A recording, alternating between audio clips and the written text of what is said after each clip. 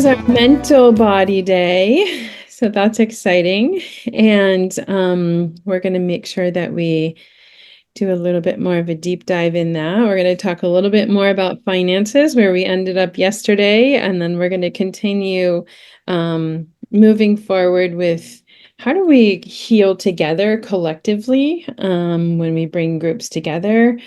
Looking at a little bit of guilt today and how we can move through that. And so I'm excited for today as we go through. And then Cherie Burton is our keynote leader. So you're going to want to stick around all day long, and we'll have more prizes. We'll have more engagement and continue as we go on this journey. And we're happy you're here and ready to tune in. So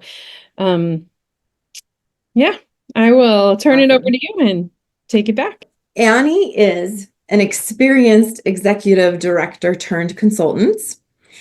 She has been my consultant at times, and we've done some joint projects as well.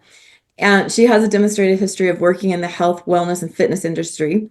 She's a strong business development professional, skilled in nonprofit organizations, philanthropy, fundraising, nonprofit management, and community outreach.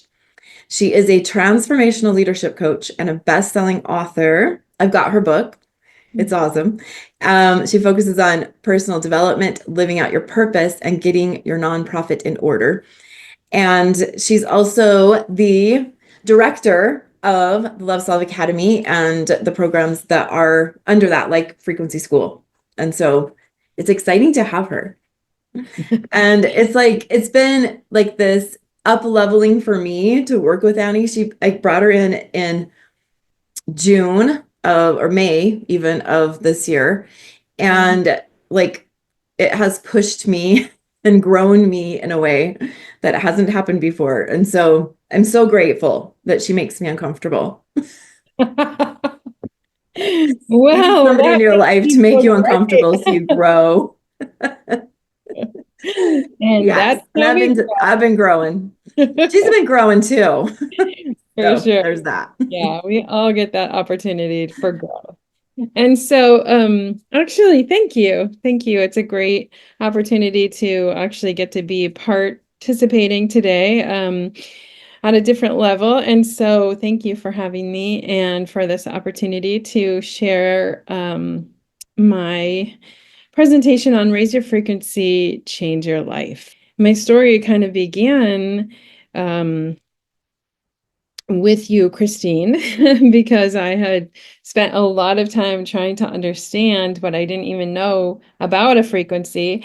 And then once I started to learn the language and really learn the meanings behind all of it, my life really did start to change and change quickly, because the tools aren't meant to hold us back. They're meant to actually help us rise quickly. So as Christine mentioned, all of these details here. I do have a primary background in nonprofit leadership, and so about 25 years in the industry, and then I decided to write a book to tell about it, and here we are a few years later, almost 4 years later now. So, as Christine said, I really I like to think big, and I think dreaming big helps us know where are we headed. And so I do a lot of strategic planning and consulting. I also help individuals on a one-on-one basis really start to get unstuck and move forward. And this is always my first question. What's your biggest dream? And I would love if you can be present with your cameras on. I'd love to see your faces. I know even if you're just working, it's nice to just see your side profile. But I would love to know what is your biggest dream? And then I would love for you to share it, because when we actually identify it and then we write it down and make it plain, then we start to become familiar with it, and we start to realize how it really can come true, right? Sometimes we have big dreams and we're like, yeah, that's not for me. But if you really want that dream to come true, we need to write it down and make it plain. So I'm going to invite you. One of my big dreams is to actually write a check for $100,000 and give it to one of my favorite charities one day. I have another dream of traveling with my kids to um all kinds of destinations, and that we can just continue to have that growth and experience together. I want to be a global voice of transformation, so getting my PhD in global leadership as another step on reaching that. So put it in the chat. I want to hear from you. What is your big dream? What do you want to accomplish in your life? And I don't know if you know this about me, but I'm also a teacher, a professor, and so I can wait until you respond. Because what do you think? What are your dreams?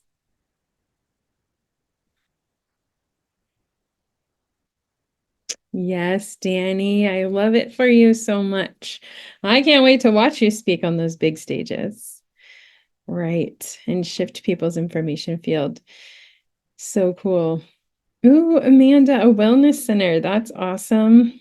As Christine mentioned, I have a background in community health education and wellness and fitness. So that's really cool. Fantastic. Nalida wants to travel, more kids, have a company that takes off. Yes. Right. Be able to homeschool your kids without money worries. That's fantastic. Big dreams are important. So one of the things that I want to have you identify, and I do literally want you to write it down because it's something that we're going to come back to today later.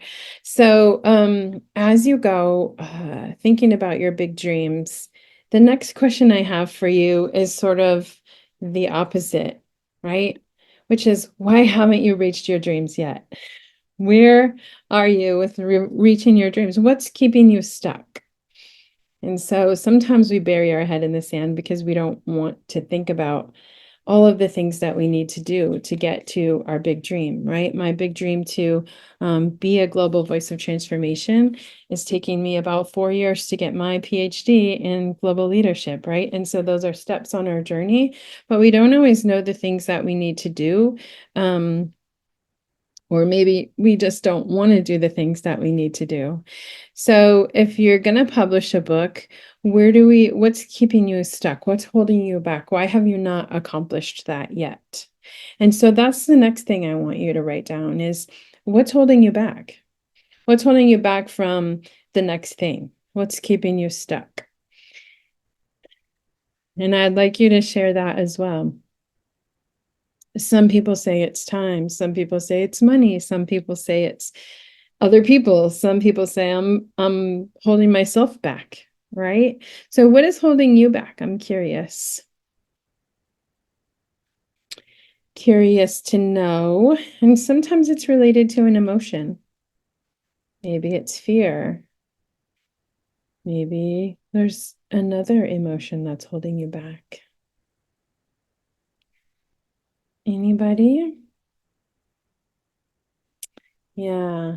Sometimes our priorities. Sometimes we have to do one thing so we can do the next thing. We feel like we might. Fear of your own power. That's a good one. Of course, sometimes we're so afraid that we just might be more powerful than we realize. Yep. Maybe not being maybe yourself. Maybe a little ADHD. Interesting. Yeah. Maybe irregularity in our action steps. All of those things that we know someday we have this big thing in front of us, but yet there's something that's keeping us stuck.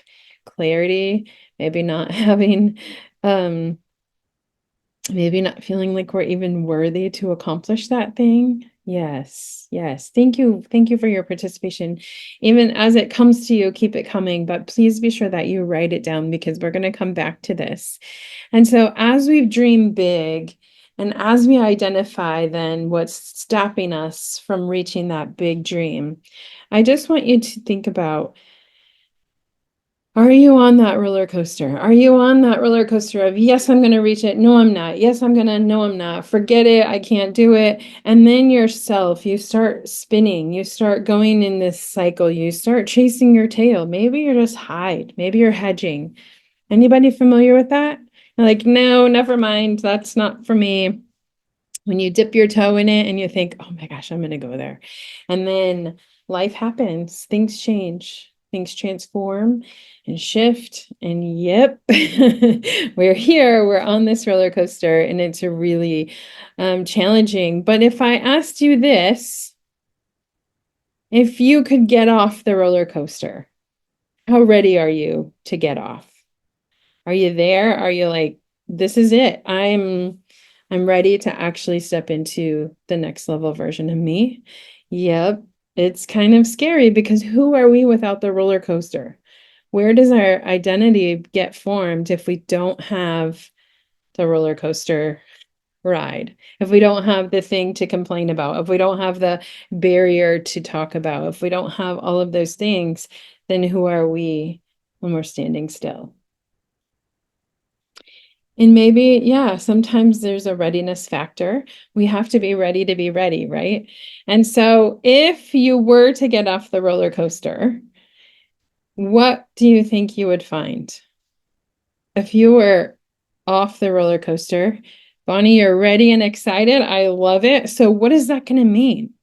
Okay, I'm going to be the conductor. I'm going to stop the roller coaster and you're going to step off. What immediately is going to happen? Endless possibilities, peace and clarity. Yes. Sometimes people say freedom, just calm, ability to pause. All of those things are so helpful. And we dream of those things, right? Because we want those things. We're going to have more clients. We're going to have more alignment with our operating procedures. Maybe things will just fall in place. But as long as we stay on this roller coaster, it's going to be really hard to get here. It's going to be really hard to get here. But this, how many of you want this, right? You can be aligned with your true purpose. You can really feel the sense of freedom in this image, right? The sky's the limit. Anything is possible. And that is what I want you to know. If you take nothing else away from this conversation, is that anything really is possible. It truly is possible as long as you're willing to make some shifts, to make some changes.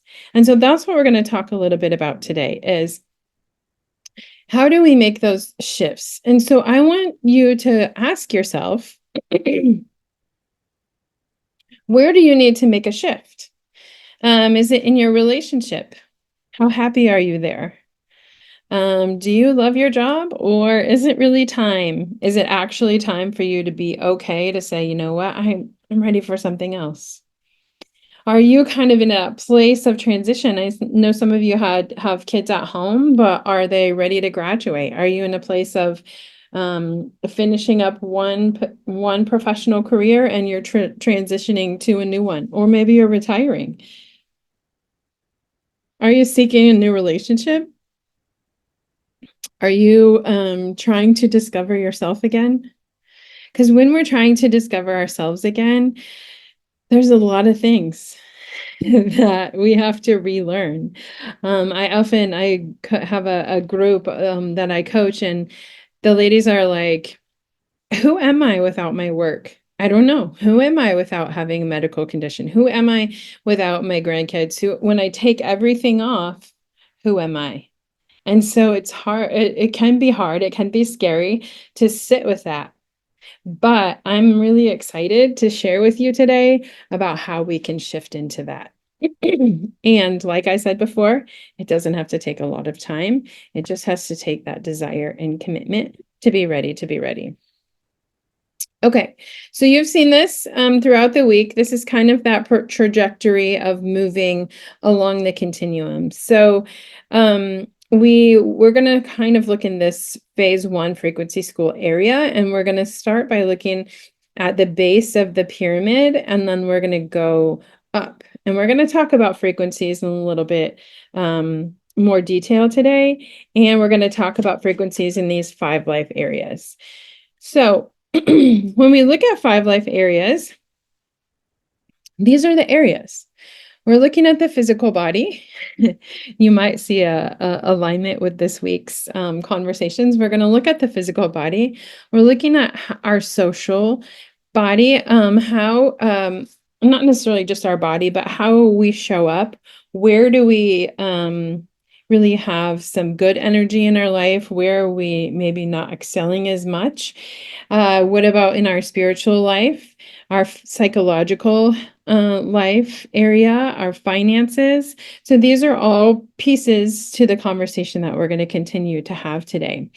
And so when you name it and claim it, now you can start to have a solution for it. So I want you to go back to where we started. That's why I asked you to write it down. When you go back to where you started, where you had your big dream, and then you said, this is what's holding me back. I want you to look at what actually is holding you back emotionally. Where is the emotion that's driving the thing that you believe is holding you back? So if you're holding yourself back, why? Is it because you're afraid? Is it because you're, frustrated? Is it because there's some other kind of energy that's blocking you or emotion? So I want you to identify what is the emotion that is actually holding you back. You might not know exactly what that is, but I'm sure you're pretty familiar with it. Because just like Samuel was saying yesterday, before the age of 8 or 9 years old, a lot of those emotions have really begun to become familiar with us. So fear and discomfort is what is one emotion that's holding you back. What else is holding you back? What's keeping you stuck from the next thing? Are you unable to trust it? Are you afraid of it? Are you worried about it? Worried about it not working? All right. So you can share it in the chat, or I want you to make sure you jot it down. And so we're going to look at a part of what we look at in frequency school, which is really understanding our emotional wells. And these are emotions. We're going to go into that maybe later in liberation training as well. But the 4 different areas here, we look at anger. Anger is really the door that opens up to frustration and resentment and rage. And then we look at sadness, depression, hurt, grief. And then we go down to fear and anxiety and worry. And then we look at shame and guilt and embarrassment. And so oftentimes these are, and they may look a little bit different for you, but yeah, the 2 things, I'm going to tell you a little bit about me for a minute. The 2 things that have been holding me back, that held me back for 40 years, were fear and shame. Fear because I had no idea what I was doing. I was making everything up as I went because I was the first person in my family to do a lot of the things that I have done. And so fear of finances, fear of stepping out, fear of being seen, because I was always told to be seen and not heard. I was always I was afraid. I was afraid, but sometimes I could minimize or set that fear aside and keep going. But other times the shame and the embarrassment and would overcome me. And you're going to see why that is such low energy, right? Like that's such a low place to be. But it wasn't in all of my life areas, but it was in a lot of areas where I was put in positions because I was a natural leader.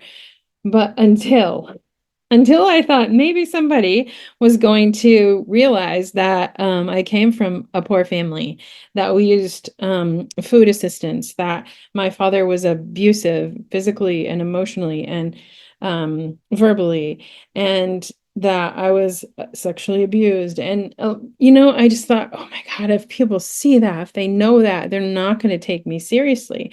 And so I lived in this really low place, and people would ask me to speak, and I would introduce myself at meetings, and I could barely do it without crying, without the shame overcoming me, and leading in my voice, in my, positionality, like in my in the way that I showed up. And it was embarrassing. I'm going to tell you, like, that is not how I want to show up. And all I could ever do, you guys, all I could ever do was just pray for courage. And I had so much faith. My spirituality life area was really high, but my psychological area was really low, is what I later would learn, thanks to Christine and the team. So I want to talk a little bit about what is the frequency model and what is a frequency, because that's something I did not know when I first started this conversation. I'm like, what is a frequency and what does it have to do with my emotions? And so what I learned is everything in the universe, our thoughts, our emotions, our bodies, it's all made up of energy that vibrates at different frequencies. And so, sorry if this is a elementary lesson for you to relearn, but it's really important, I think, for us to understand we are frequencies. Like, we are all vibrating at different frequencies, and we can learn to control our thoughts and emotions when we create the realities that we desire.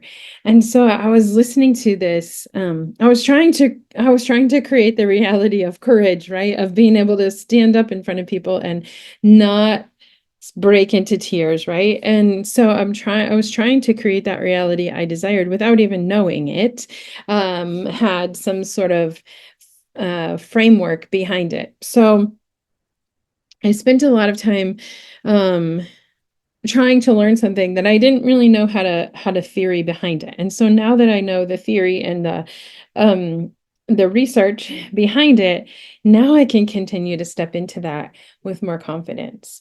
So here's what that translates to. So we look at the map of consciousness. So I want you to grab that emotion that you were just identifying, that thing that's holding you back, and look on this map of consciousness that David Hawkins has shared with the world, thank goodness, in the book Power versus Force. And when you look at the frequency level, so our vibrational level here, I was down here at shame. Shame is one of the lowest vibrating frequencies that you can operate at. So you can imagine, no matter how hard I was trying to have courage, I had this weight that kept pulling me down. And it was compounded by fear, which is a little bit higher, but not a lot higher, right? And so, and fear, as someone mentioned in the chat, fear is like sugar. It comes in so many different aliases, right? So you can look at procrastination, hiding, just hedging, not stepping forward, right? All of those things are encompassed. They're because we're afraid. We're afraid to take the next step. And so I love that we had a conversation earlier this week about fear and just how do we manage fear, right? Yeah, fear has faces, exactly. And so we just have to know that fear is never actually going to dissolve. However, we do have an opportunity to train our brain and our system when fear is our biggest emotion that we're up against. So anyway, I could do a whole class on that, but we're not here just to talk about fear. We're here to talk about the life areas. And I want to point these 5 life areas out again and understand that in the 5 life areas, we can be at different emotional states. We can be at different frequency levels. And so ultimately, we want to be well-rounded. And so maybe somebody might be at a physical level. Okay, they might be at this neutrality level. So we've gone through all the negative stuff, but right now we're just being. We're not stellar. We're not at optimum health, but we're also not struggling with our health. And so we're just neutral. But maybe in the relationships, we have so much heartbreak, loneliness, guilt. And by the way, you guys, loneliness is actually taking more people's lives and taking over more people's health than smoking cigarettes right now. We have so many people who are experiencing loneliness in the world. And so, also another conversation for another day. Maybe in your spiritual life, you're feeling hopeful. Maybe you're connected. Maybe you have a higher frequency in that area. But maybe in your psychological life, you're just not stable. And some days you're feeling sad and mad and everything in between, and it's just holding you back. And maybe in your financial or your career, again, are you happy in your job, right? So we're asking these questions so that we can get deeper. And that's another thing that it's partially our responsibility to kind of get to an understanding of where are we? Where are we in our 5 life areas? So that we can start to get unstuck and reach our goals, because I'm going to show you a graph in a little bit that's going to demonstrate how we can be really strong in one area, but when we have something that's holding us back, it's going to be a lot harder to get to where we want to go, that big dream, if we don't have everything sort of elevating in our energetic frequency levels. All right. Well, I told you it was coming. Here it is. So this is something that Christine has developed and shared many times. A lot of times when we're standing back from our problem or our issue or the thing that is in front of us, we feel like that big dream is so far out of reach, right? But down here, we can see it, but we see there's so many things in front of that it's going to be impossible to get through that wall to reach our dream, right? And so sometimes maybe we take steps closer. Maybe we start speaking on little stages, or maybe we start getting our PhD, or we start taking small steps that help us to be a little bit more courageous to reach that big dream. And then sometimes maybe we just get right up close, yet we're still missing the mark. And the thing that we're actually missing, which is this is like a mind blower when you actually realize, is that we're not actually trying to go through the wall. We're not trying to plow through the wall to break down all those barriers so we can get the prize, right? And so that's something that oftentimes is like a misbelief, that we have to go through the wall. The reality is, and if you're spiritual and if you're connected to the 5 life areas in your emotion, in order to reach the dreams, in order to get to where we're going, we have to go up. We have to look up and we have to go up. And we have to understand, where are we doing really well? Where are our strengths? And where do we need work? So when you look at this wall, as an example, I'm trying to move my, anyway, you see that this climber has mental and emotional and spiritual as maybe their strong areas in their life. Like they feel really connected to their creator. They feel really courageous and have a lot of joy and peace in their life. And they're feeling really great. Their physical fitness is kind of medium. So they're in that place of neutrality, but they know deep down here, they really struggle with their finances. and their relationships are really suffering. And so they have really strong arms because they keep moving forward with their spiritual and their mental and emotional well-being, and their physical is kind of supporting that. But their legs are not able to help push up when they're climbing the wall because they're so heavy in the financial and relational space. Does that make sense?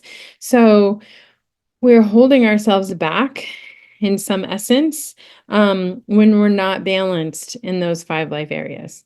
And please hear me, like we all experience these strengths in our 5 life areas in different ways.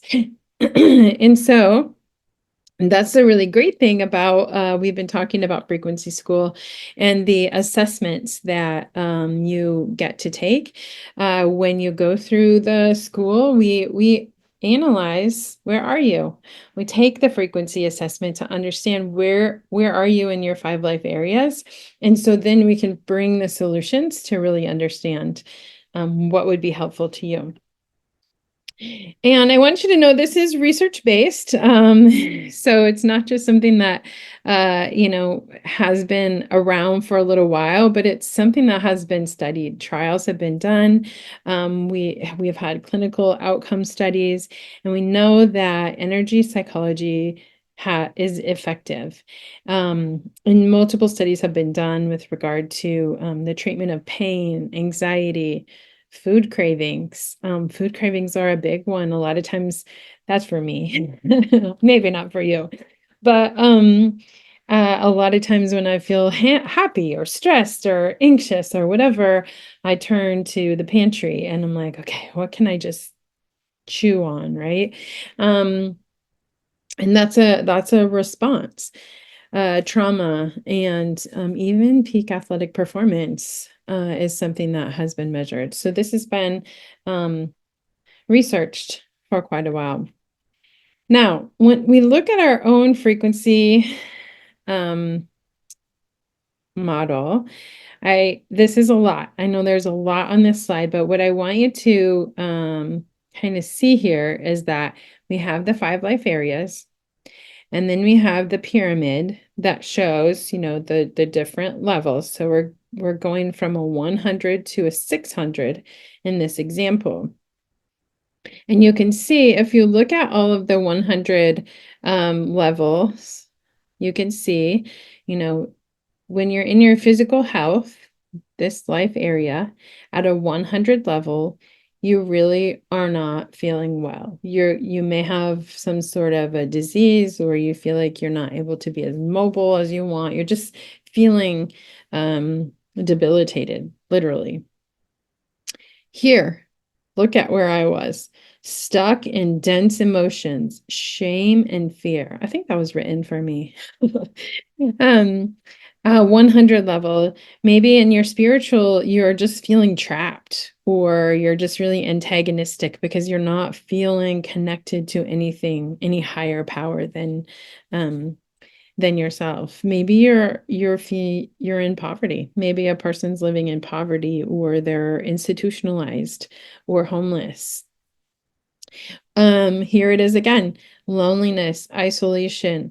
And so again, this is one of the top things that we're experiencing as a nation.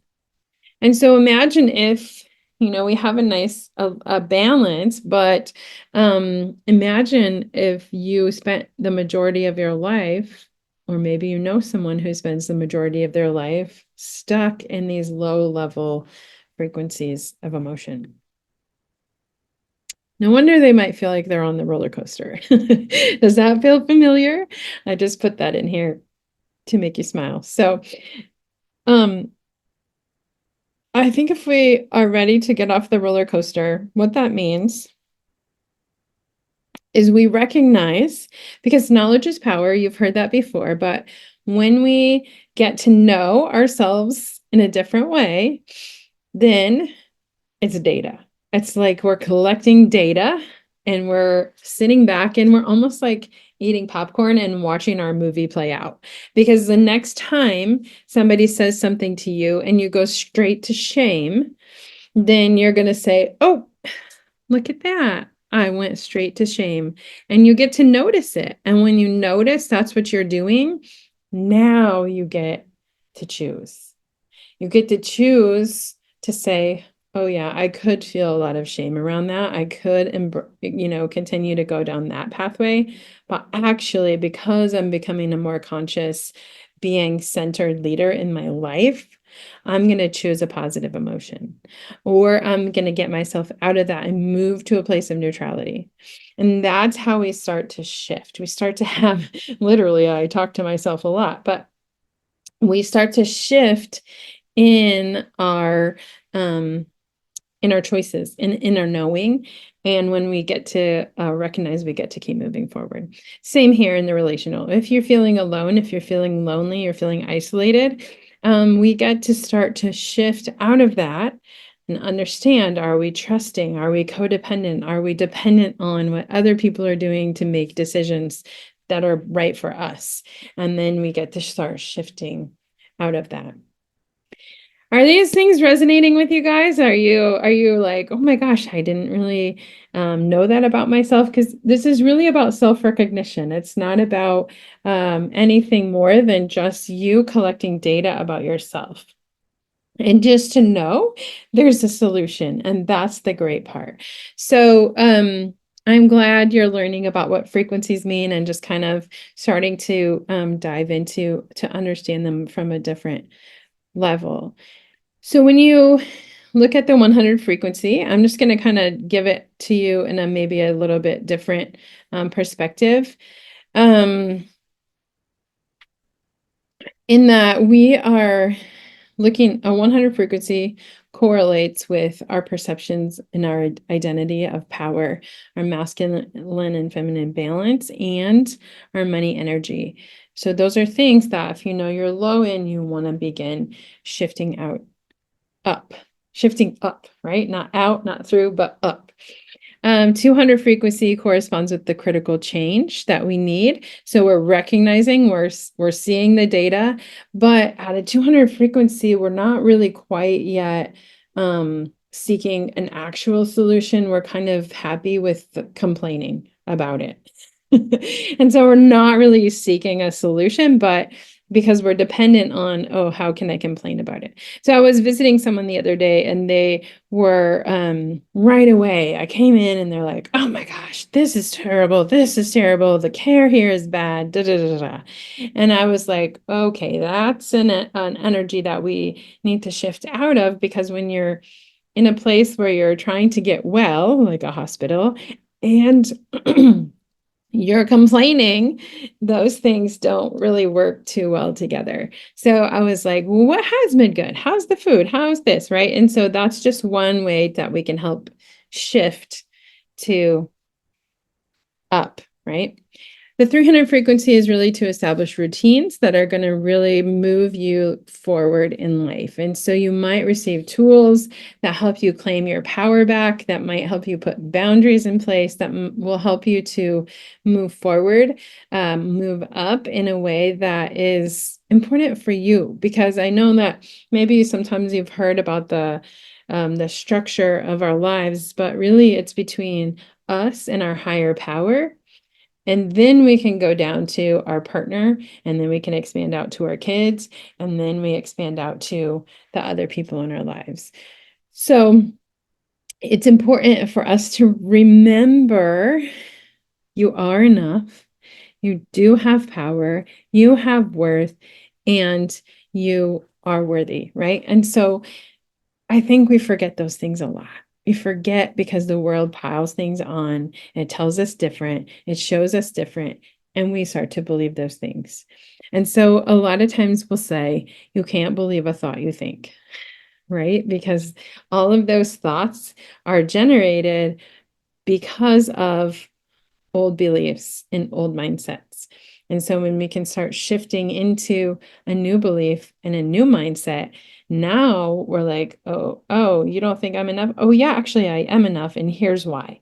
Right. And then we start having that conversation with ourselves. And then we show up differently in the world. So again, here we are, we're looking at the 100 to 300 frequency, and then we start shifting up to 400 and 500 and 600.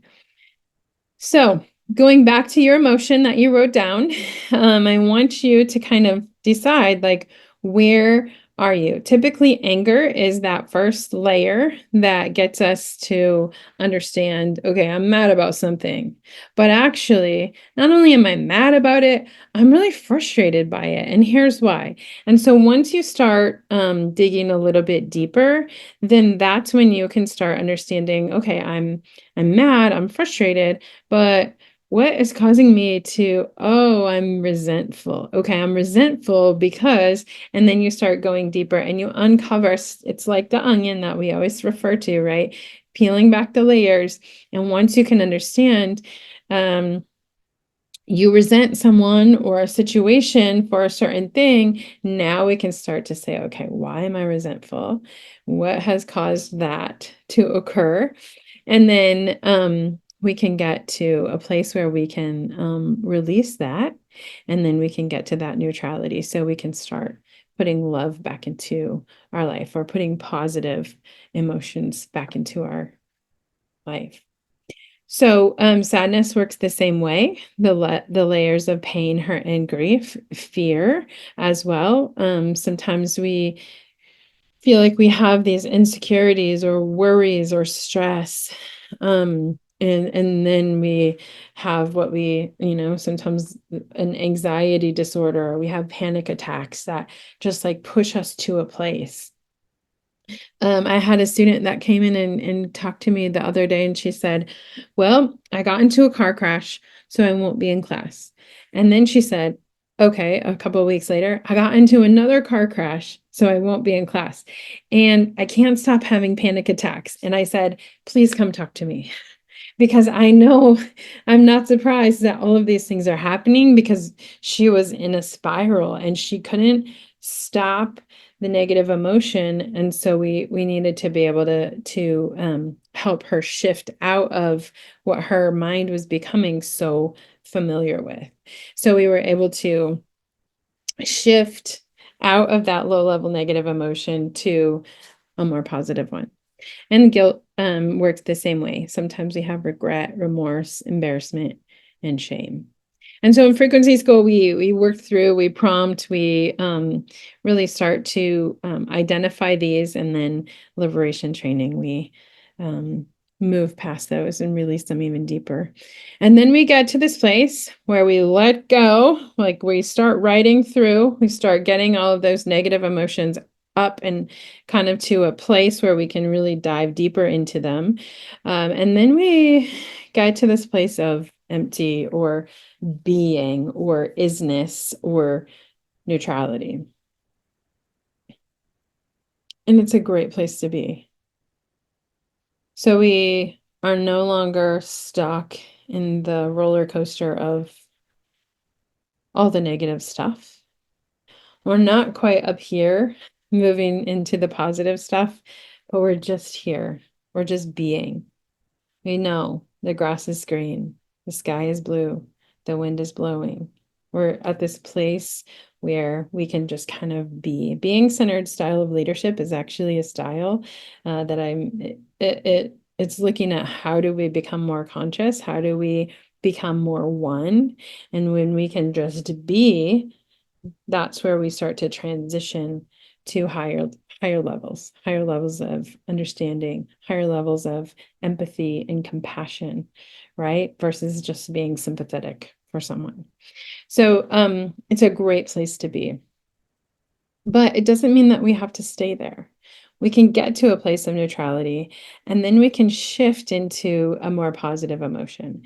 And when we shift into a more positive emotion, what we're doing, I don't want you to think it just is that easy.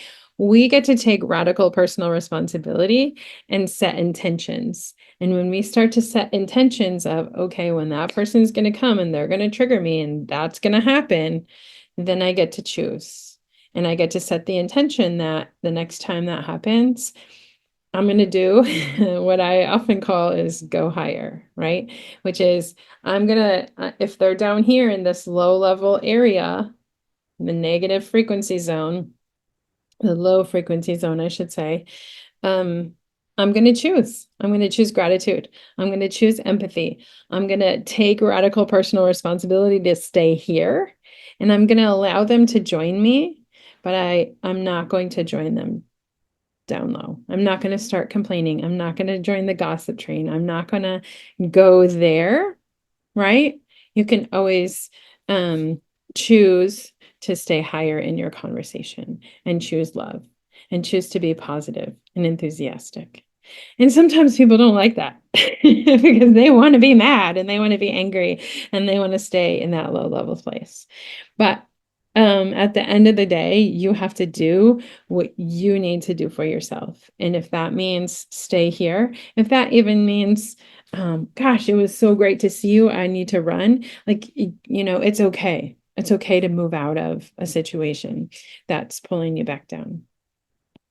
You guys have done that before, I'm assuming, but if you haven't, I hope you'll start, or if you have questions about what that might look like, I would really love to hear from you because I want you to get here. This is our goal for you. It's not just about digging deep and pulling up all the things that you don't want to do, right? At the end of the day, you want to reach your dream. You want to realize your biggest dream. So we have some data. You can kind of see that with the assessments that we do, which if you go VIP, if you get the 30 days, you're going to have a little bit more in-depth level of assessments. But really, we do a mental health inventory. The scores on this, basically, it's like a pre and a post. So the pre-tests were that there was a lot of severity here with regard to negative emotions, right? And then after going through the program and the sessions, look at the difference. Just a reduction in the perceptions and the way that this person showed up. Same with mindfulness and self-compassion scale.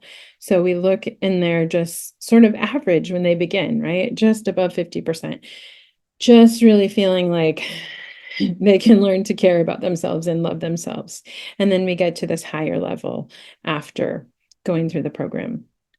People are starting to believe in themselves, to love themselves, to be grateful for themselves, to move out of that low level mindset to a higher one.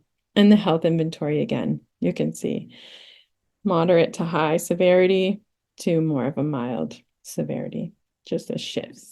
The 4-month program, which was the Love Solve Academy, but you can start by frequency school, is key in changing. So the negative beliefs I thought were hindering my progress. I loved the value I felt in being heard, understood, and helped to rise above my struggles. Remember, we go high by being with other individuals that also want the same for themselves. And we all had unique things we were trying to overcome. And yet, what this helped me see was that at our core, remember, at our core, we are the same. We all have the power. We're all enough. We're all worthy. We all, at the core, we are the same, with each of us longing to move beyond our limitations. I think that's so powerful because we all want that. We all want more. We all likely know. And if we don't know, we need to start realizing we were born for something more. We were born for a reason to do a job, right? And so when the world starts piling on us and we forget who we are, then we stop doing the thing that we were meant for. And so when we can remember that we're all the same at the core, we all matter, we all have the power, we can all step forward and do that thing. We just have to clean up our wells. Here's some more statistics that show we're really having some really great outcomes. So my question to you, or my charge to you first, is to remember that you have boundless potential. And the foundation is where we begin, and then we continue to liberate. And here's what I want you to know is that This isn't just like, oh, I'm going to go do that thing and then I'm going to be changed forever. It's a lifelong process. We're constantly using these tools and resources to shift and change and grow. So I want you to keep that in mind. And then I'm going to ask you now, based on your big dream, are you interested in reaching your dream or are you committed to it? And if you're interested in it, then I'm glad. But I don't know that you're going to actually get there. But if you're committed to it, then you're going to start taking steps to reach it. And you will likely achieve that and so much more. So I want you to reach your big dream because I'm a visionary and I love seeing people accomplish the thing that they're here for. I'm also a purpose and transformational coach. So you can imagine how much fun we could have together. So if you are committed to raising your frequency and changing your life, I want you to enroll That's in the the. answer to Emily. How do you bridge between interested and become committed? I will tell you, this is a really cool story. One of our most recent, she's going to graduate in December, probably, individuals who is in the Love Self Academy. Her Mhm. decision to join began, and it was right during one of these summits where it was like all the energy and momentum's right there. And just her making that decision and clicking that button started the shift. It was that, I mean, before she even stepped into our actual program. Well, And that's what it is you leap, mhm. basically. That's how you bridge it. That's what we call faith, right? Because we don't always know what's going to happen, but we know that it's what we want to believe will be possible. So we have faith I love and that Nelida is committed. She's next yay, no on light. our calendar or our schedule. We need to get to her. So she has some time. Are you ready to switch gears? Yes, I am.